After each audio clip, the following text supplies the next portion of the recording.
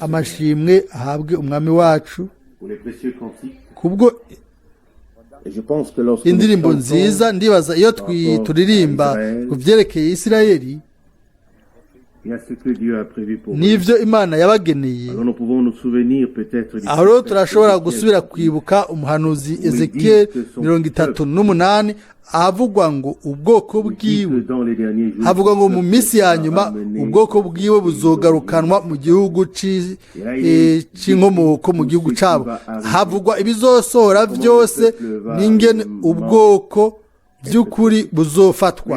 Ikintu cy'ukuri kizwi ni uko Imana izogumana nabo, kuko ni ikiganza cyayo c'ububasha cabagarukanye, izogumana n'abayo.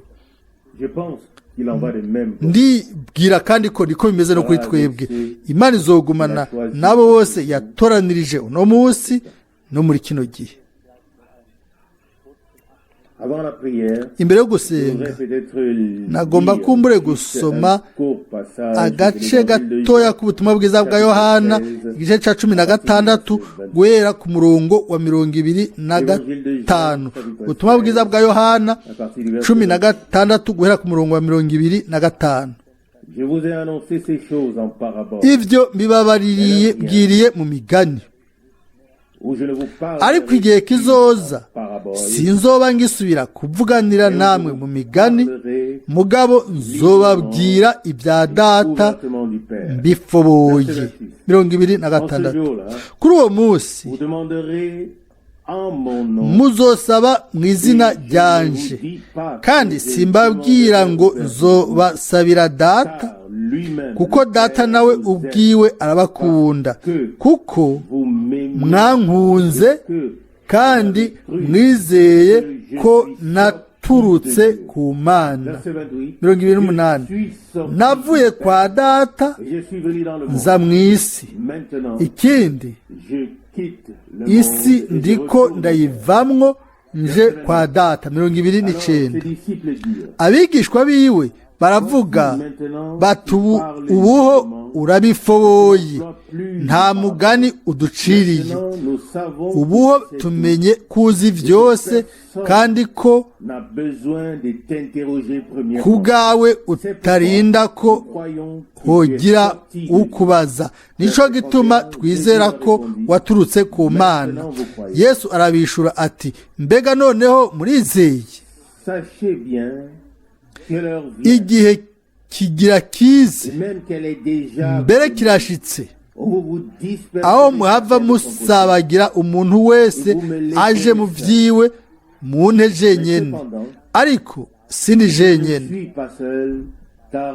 kuko Data ari kumwe nanje. Ivyo mbibabwiye kugira ngo mugire amahoro muri jewe. Mw'isi muri n'amarushwa, ariko nimuhumure, jewe naranesheje isi. Amen. Gushika hano ino jambo ry'Imana ry'igiciro.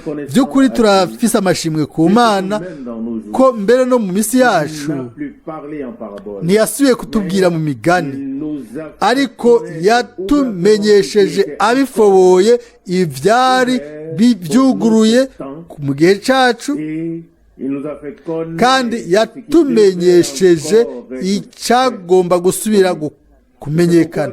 Nico gituma dufise amashimwe ku Mwami kubw'ijambo ryiwe mu misi yacu, kandi dufite amashimwe kubwo umurongo wa 33 duhejeje gusoma ngo ivyo mbibabwiye kugira ngo mugire amahoro muri jewe. Murazi abantu benshi nta mahoro bafise, mbere bamwe bibwira ngo bafite amahoro, ntayo bafise, ariko uri muri Yesu Kristo afite amahoro. Amahoro n'Imana. Amina. Nico gituma tuhimbawe ko yatuzaniye amahoro yiwe. Yaravuze ati, mw'isi murafise amarushwa, murafise imibabaro, murafise ubwoba, kandi ni iby'ukuri, ni ibigaragara, ariko turazi yuko muri twebwe tuzi ibiri muri twebwe n'ingene ibintu bimeze, ariko hanyuma aravuga ati ariko muhumure, ni ijambo ry'igiciro. Yego umuhamagaro kandi kuri twebwe kuno mugoroba dushobore guhumurizwa niba tuvyizeye. Turashobora guhumurizwa, turashobora guhabwa ubushizi bw'amanga ngo naranesheje isi, kandi natwe turashobora kuba abaneshanya hamwe nawe. Nuko rero tugomba kumushimira, tumuhimbaze, tumuhe ivyubahiro kuno mu mugoroba, kandi dushireje izina ryiwe kuko ni uwacu, natwe turi ubwoko bwiwe, umukuku wo mu bwoko bwiwe, ikiganza ciwe kirongora. Nubwo tutari benshi kuno mugoroba, umwami avuga ngo aho babiri canke batatu bakoranye mu izina ryanje ndi hagati yabo. Turizeye n'umutima wacu wose ko atarigera asubira kuri iryo sezerano, ariko ararishikamye ko. Amina. Turizera n'umutima wose yuko ari hari hagati yacu kuno mugoroba muri rino joro. Nico gituma tugomba guhaguruka hanyuma dusenge, dushime izina ryiwe, duhaguruke ku bw'ivyo. Mana yizigiwe, turagushimiye n'umutima wacu wose kubw'ino saha y'ubuntu. Mwami, twaje kugira ngo tugusenge, kugira ngo dushire hejuru izina ryawe, kuko uri Imana yacu, turi ubwoko bwawe, umukuku wo mu kiganza cawe. Mwami, mu gahinda kamwe, mu bibabazo bimwe, mu bimabaro, mwami, mu bwoko bwawe bwa Isirayeli. Ariko mwami, waravuze ayo majambo ngo nimuhumure kuko naranesheje. Mwami, natwe turashobora kunesha hamwe nawe. Uhabwe amashimwe mwami, kandi amashimwe n'ivyubahiro n'ubwiza bibi by'izina ryawe ryera ry'igiciro ry'ubwiza. Turagusenga mwami Yesu, nukore kugira ngo ubwiza bwawe bugaragare muri rino joro. Ubandanye kuturongora mwami, ubandanye kuturongora, ubandanye Mana yizigirwa, utuvugishe biciye mu ijambo ryawe ryera ry'igiciro. Mwami, uhe inkomezi mwene data, tanga inkomezi nsha, utanga ubuntu busha. Mwami, turazi ko ari huri, nico gituma tugusenga kandi duhimbaza ubuntu bwawe n'ubwiziga bwawe. Aleluya. Niwakire amashimwe, niwakire ivyubahiro n'uguhimbazwa mu mitima yacu, kuri bose mu minwa yacu. Mwami, nubwo aho hari ikintu muri twebwe kitaguhimbara, ugikure muri twebwe mwami, ugikuru gishire kure yacu, kugira ngo ushobore kwihishura kubwa mpemu wawe yera mwiza. Turabigusavye mu izina ryera rya Yesu. Aleluya. Amen. Amen. Amen. Turicara. Amashimwe n'aba y'umwami no guhimbazwa. Turamaze kumva ijambo ryiza cyane, iryo twoshobora kwinjiramwo mu bwintu tukaryibazako. Ijambo ryose ry'Imana byari bikwiye ko umuntu aryiyumvirako, akareka zikatubwira. Hano umwami aravuga ngo nababwiye ibyo bintu mu migani, ariko isaha iraje aho ntazongera kubabwira mu migani. Ico nico kintu ni Yohana 16:25 twasomye. Aho rero niho ikintu abantu badatahura. Barasoma ubutumwa bwiza ntibatahure yuko umwami yavuze gusa rimwe mu migani. Avuga imigani yavuze ko nabo ntibatahura ivyo yavuze. Aho niho hari ibibazo byinshi gushika uno munsi. Hano twatahuye neza igihe twe tubayemo uno munsi neza ni igihe yavuze ko ngo isaha iraje aho ntazokongera kubabwira mu migani. Umuntu ntiyasoma atamugani mu butumwa bwiza bune, aho rero ntashobora kumenya ibyo ari byo kiretse umwami ahishuye ibanga canke ibanga ry'ijambo agatangaza ibanga ryo mu ijambo ryiwe. Mbega yavuze iki muri Matayo 13? ngo mwebwe mwarahawe gutahura amabanga y'ubwami, ariko abandi nababwiye gusa mu migani kugira ngo ntibashobore kubona n'amaso yabo, ntibumve n'amatwi yabo, kandi ntibashobore gushika gutahura ukuri. muri Matayo 13 umurongo wa 11 na 13, mukuri amabanga canke imigani iranyegeje kiretse gusa bihishuwe. Umuntu arahagarara ku mugani agaca avuga umugani. Murazi neza ibitabo byinshi byaranditswe neza ku migani, kandi umuntu wese yaciye asobanura uko agomvye, ariko isaha iraje rero irageze aho byahimbaye umwami kudasubira kuvugira mu bishushanyo, mu migani, ariko afoboye mu buryo bufoboye. Amen. Kandi umuntu adashobora kwakira amajambo y'Imana akabandanya kwitwararika inyuguti, umunsi umwe azobona yuko bimushikiye neza neza nka bya bindi byo ku bwoko bwa Isirayeli basoma amazaburi, bagasoma ibitabo bya Mose n'abahanuzi. Hari iki ku maso yabo? Igitambara. Igitambara cyari kimeze gute ku maso yabo? Igitambara ca Mose. Ico basoma ibitabo vyiwe, igitambara ca Mose. Ico basoma ibitabo vyiwe cari ku maso yabo. Paulo yavuze ngo iki? Ngo ico gitambara gikugwaho gusa muri Kristo. Abikorino ba 2:3 umurongo wa 4. Ni kangahe twoba bashima uno munsi igitambara ca Mose kirashobora kuba ca kindi imbere n'igitambara ca Kristo, kuko Kristo ntabahishurirwa yabaye mu gitabo ca nyuma ca Bibiliya mu byashe Yohana igice ca mbere havuga ngo uguhishurwa kwa Yesu Kristo uko Imana yamuhaye. Aho rero niho dutahura urukundo rw'Imana ko adukunda.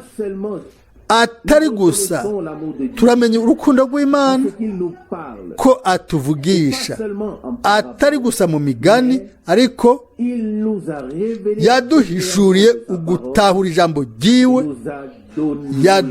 yarariduhaye kubw'ubuntu. Nico gituma mu by'ukuri ntitugomba kuvuga byinshi kuno mugoroba. Imana yamaze kuvuga. Ndagomba kuvuga ko twagomba gusenga, twagomba kurondera tukaronka ubumwe mu masengesho, twagomba kurondera ahantu heza, maze tukareka Imana ikaduha amajambo abereye kugira ngo twese dushobore gusenga mu ijwi rimwe, kugira ngo Imana ishobore kutwumva itwishure. Ino minsi ya nyuma nashoboye kwibaza cyane ku butumwa bwiza bwo ku musozi muri Matayo, aho umwami yavuze ibintu byinshi, atabwira gusa abantu bo muri kiriya gihe, ariko abwira jewe nawe no munsi. Biba ari byiza ko dufata ijambo ryose tukarishira ku mutima, tukemera rikatubwira, tukareka mpwemu agakorera muri twe. Umwami yavuze kiriya gihe ngo nimuhumure, naranesheje isi. Yohana 16:33 aravuga ngo mwisi mufise imibabaro, murafise agahinda, murafise ibibazo, ibyo bintu byose biri ngaha, ariko aravuga ati nimuhumure, nubwo hari akaga, nubwo hari ibibazo, nubwo hari ingorane, nimuhumure. Mbega si byiza cyane? Ntiyavuze ngo ndabakuye ko ingorane, nzokora ku buryo mutigera mubona akaga. Oya, ariko mu isi murafise ibyo bintu byose, ariko nimuhumure kuko naranesheje isi. Amen. Sinzi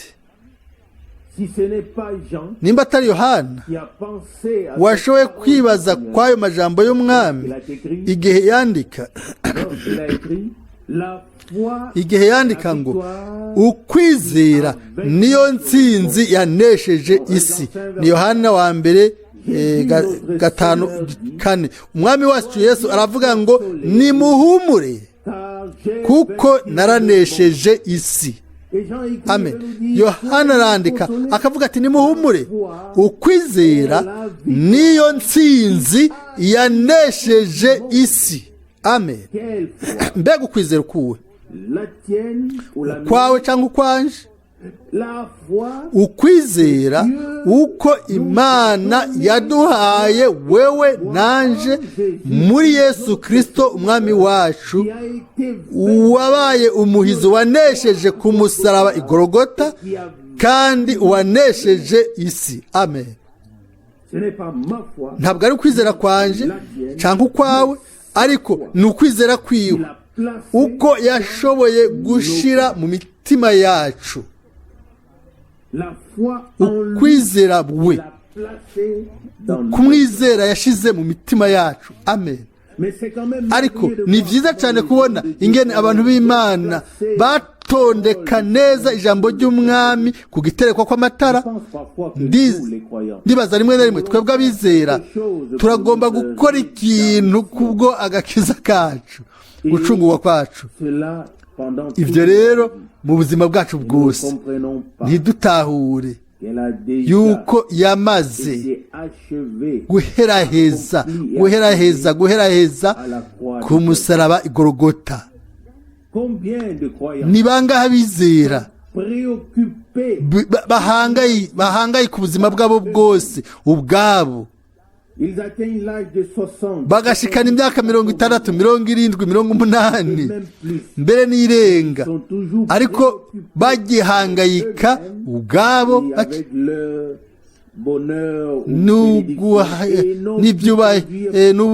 kunezerwa n'imihezagiro. ntihagire umuntu n'umwe bazana ku mwami kubera iki babiriravye ko bakavuga bati we ntubereye, waraneshejwe canke hariya urinde. Mbega urashobora no kuvuga umwami hamwe n'abandi. Hariho ikindi ndakiriya, ntibatera intambwe.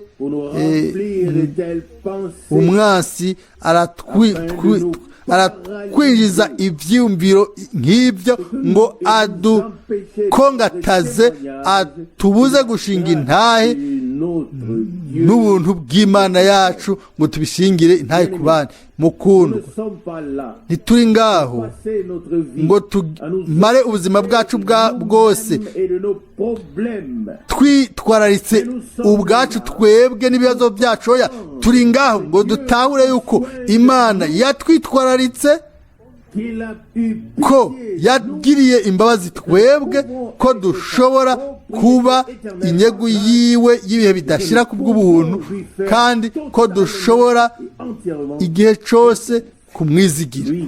We yavuze ngo ni muhumure, naranesheje isi. Si Mose yabivuze, amen. Si Yesaya yabivuze, canke Paulo, canke Petero. Ni wabivuze, ni wa wundi yafise ububasha bwose, ni wa wundi yahawe ububasha bwose, wahawe ububasha mu ijuru no ku isi. Amen. Umwami w'abami, nimuhumure kuko naranesheje isi. Yohana arabwira abizera ati ukwizera niyo ntsinzi. Yohana wa mbere 5:4, ukwizera niyo ntsinzi. Aho rero turashobora kubaza ikibazo twihuse, mbega ukutizera ko ni iki? Nimba ukwizera ariyo ntsinzi y'Imana, aho rero ukutizera ni iki? Nimba ukutizera ari intsinzi, ukutizera ni igihushane c'intsinzi, sivyo? Ni ukuvuga ukuneshwa nivyo. Amina. Uno musi turagomba iki rero? Turagomba kwizera kugira ngo Imana ishobore gushura intsinzi yayo. Amen. Canke turagomba kwiyegura ukutizera kugira ngo ugutsindwa tubibone bishika. Oya, ndibaza ko turi ngaha ngo twizere, cyo gituma turabizera. Nimba tutagomba kwizera, twoca tuguma turabatizera. Ukutizera ko batizera si ikintu kibi. Oya, ukutizera ko abizera, ico ni ikintu kibi cyane. Mwami wacu yavuze, ngwehe ibimenyetso bizoherekeza abazoba bizeye. Mariko 16:17. Bakundwa, nta kindi tusigaranye kiretse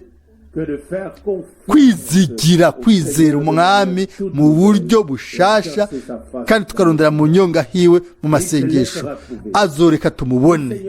Umwami yaravuze ngo nababariye ibyo bintu byose mu migani, ariko isaha iraje aho ntazokongera kubabwira mu migani, ariko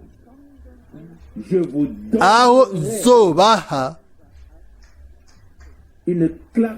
ugufobora kuzuye ku bintu byose. Amen.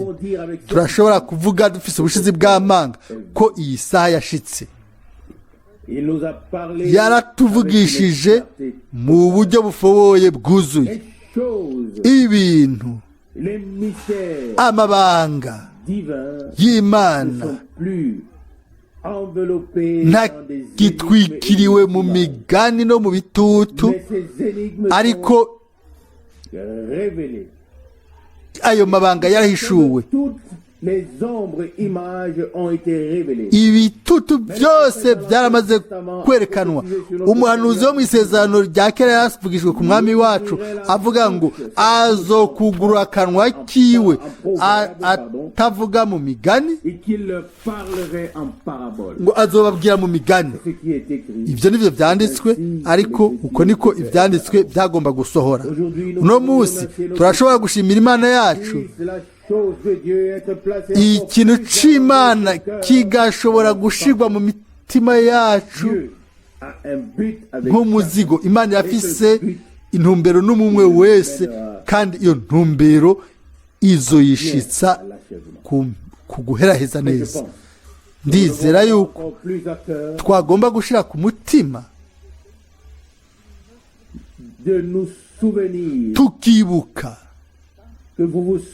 mukibuka, mukanyibuka bene data bakora hano mu gikorwa, bakumva igihe baba bahagaze hano yuko ijambo ryose baba barihawe, maze namwe muri ngaho muri nyuma yacu mwese turi kumwe mu masengesho. Uko niko haza ubumwe. Amen. Bamwe n'abandi hamwe n'Imana, kandi iyo niyo ntumbero yo gutangaza ubutumwa bw'ijambo ry'Imana. Imana izobandanya kuduha ubuntu mu minsi izoza gusumba uko imaze kubikora. Nihashimwe izina ryiwe ryera ry'ubwiza. Amen. Data wo mu ijuru, ndagushimiye n'umutima wose kubw'ubuntu bwawe n'ubwizigirwa wowe mwami. Mwami, turabona uburongozi bwawe, igikorwa cyawe, turabona ububasha bwawe, turabona mwami yuko wafashe byose mu biganza byawe. O mwami, turabona turongora, turizera, kandi turabona uburongozi bwawe. O mwami, si uko tugomba kugenda, ariko uko ugomba mwami. mu buryo ugomba niko tugomba kugenda. Mwami, umunsi umwe waravuze, wabwiye Petero uti, Petero, ntuzoba ukigomba aho ugomba ariko aho ngomba, nzogurongora. Mwami, nanjye nundongore, mwami, nundongore uko ubigomba. Kandi wowe mwami wizigirwa, ukore kandi igikorwa cyawe nk'uko ubigomba, ukoreshe mwami mwene data mukundwa, mwami udukoreshe twebwe twese kubw'igikorwa cyawe, kubw'intumbero yawe mwami. Mwami, turagusavye uduhe ubuntu bwawe, bwoko bwa Isaya. Mwami wizigiwe, turakweretse abaganza, turakweretse abatware n'umuambasaderi n'abasigaye bose mwami. Mana yizigiwe, turazi yuko ushoboye gusohoza kandi ibintu bihambaye imbere yo kugaruka kurondera abawe. Turagushimira kandi mwami yuko utagikeneye kutubwira mu migani, ariko ko waduhishuriye ukuri kuzuye n'amabanga mwami mw'imisi ya nyuma. Turabigushimiye, turaguhimbaza, turashima izina ryawe ryera rya Yesu. Amen, amen. Mwene Data Frank atanguye amasengesho. Nimuhumurizwe, naranesheje isi. Haleluya. Kumusaraba byararangiye, byararangiye. Haleluya. Ibyubahiro ni ibyawe, amashimwe n'ubwiza. Amen. Mwami, inyuma yo guhishurirwa ijambo ryawe no guhishurwa izina ryawe no guhishurwa kugomba kwawe,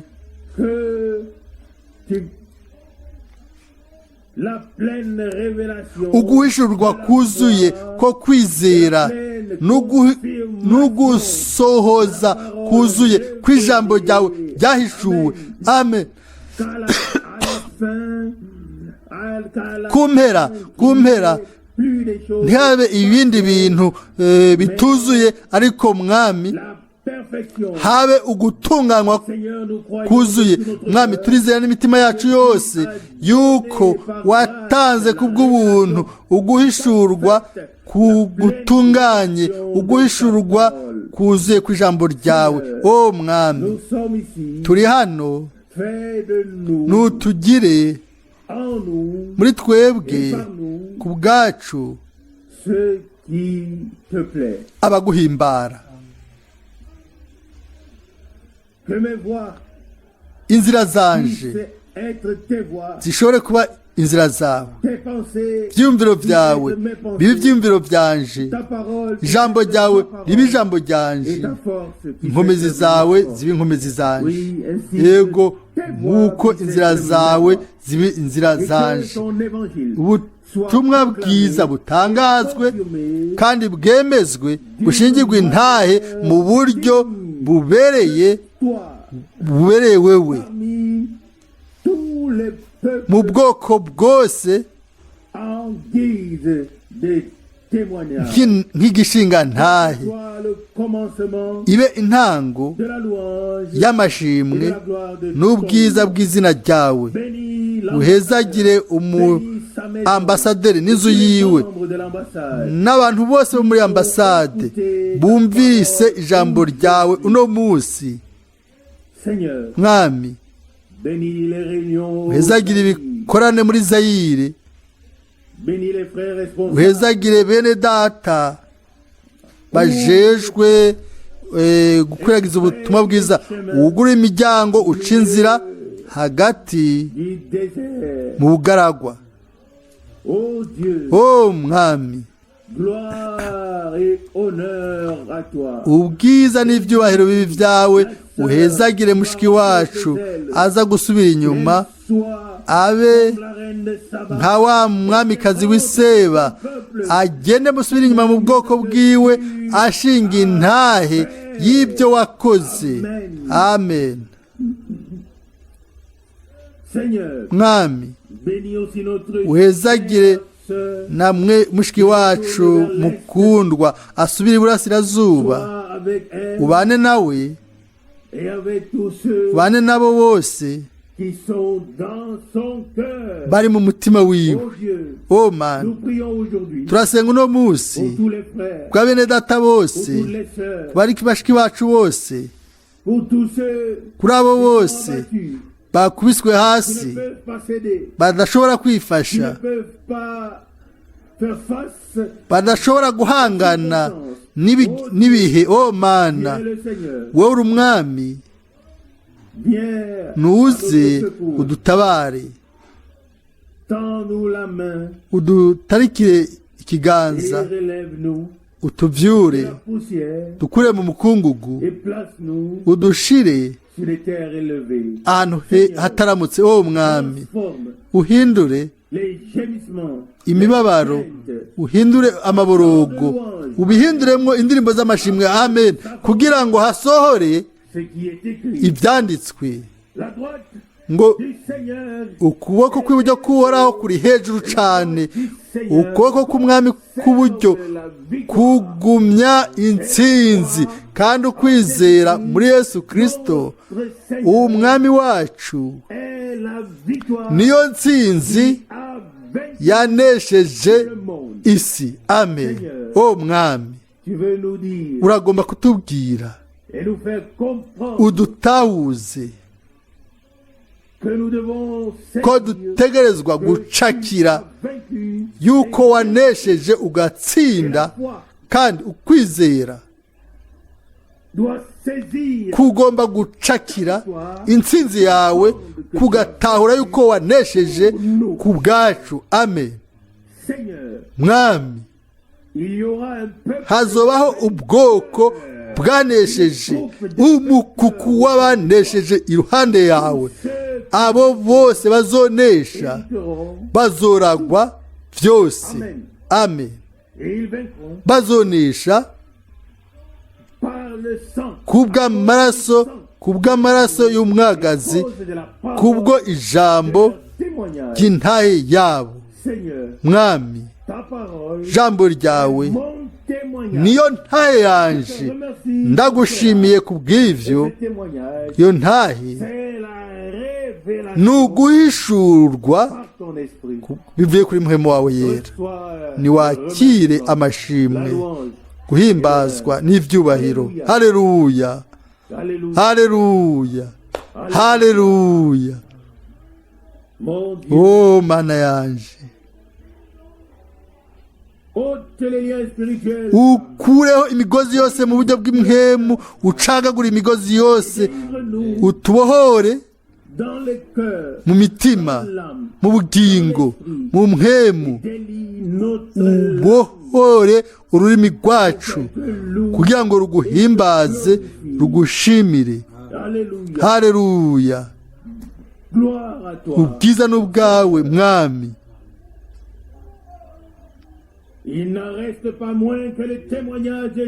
Hasigaye gusa intahe za Yesu Kristo na mpemu uvugishwa. Haleluya. Amashimwe no gushimwa nibi byawe. Uravuga ti harahezagiwe, urahezagiwe uwo yumva amajambo y'ubuvugishwa bwa kino gitabo, akagumya ibyanditswemo. Oh mana yanje, niwakira amashimwe, guhimbazwa n'ibyubahiro n'ubwiza ibihe bidashira mu bihe bidashira. Amen.